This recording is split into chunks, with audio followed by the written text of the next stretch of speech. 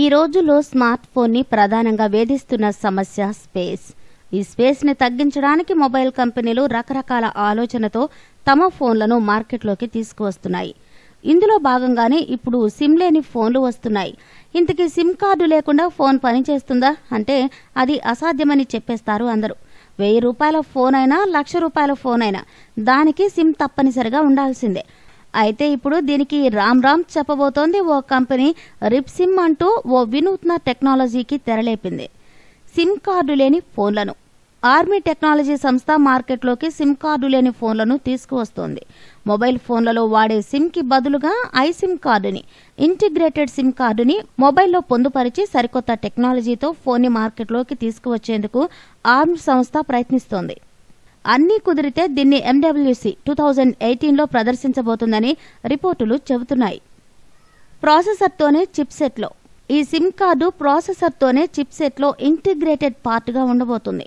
Processor చిప్సెట్లోనూ integrated అయ్యే SIM నెంబర్ను phone కొనుగోలు చేసిన తర్వాత ఐసిమ్ నెంబర్ నెట్వర్క్ కంపెనీలకు చెబితే వాళ్లు దానికి మొబైల్ నెంబర్ను అనుసంధానిస్తారు. సిమ్ కార్డుకు కేటాయించే అదనపు స్థలం. దీంతో సిమ్ కార్డుకు కేటాయించే అదనపు స్థలం మిగిలిపోతుంది. ఈ కొత్త ఐసిమ్ కార్డు చదరపు మిల్లీమీటర్ కంటే తక్కువ స్థలాన్ని తీసుకుంటుంది. ఈ విధానం వల్ల ప్రస్తుతం ఉన్న సిమ్ కార్డు అవసరం ఉండదు. నెట్వర్క్ కంపెనీలకు కూడా సిమ్ కార్డు ఖర్చు తగ్గిపోతుంది. సిమ్ కార్డు స్లాట్ కోసం ఉపయోగిస్తున్న స్థలంలో దీనికి తోడు ప్రస్తుతం సిమ్ కార్డు స్లాట్ కోసం ఉపయోగిస్తున్న స్థలంలో మరికొన్ని ఆప్షన్లతో కొత్త టెక్నాలజీని అందుబాటులోకి తీసుకురావడానికి మొబైల్ తయారీ కంపెనీలకు అవకాశం కూడా ఉంటుందని తెలుస్తోంది. మెరుగైన వాయిస్ క్లారిటీ.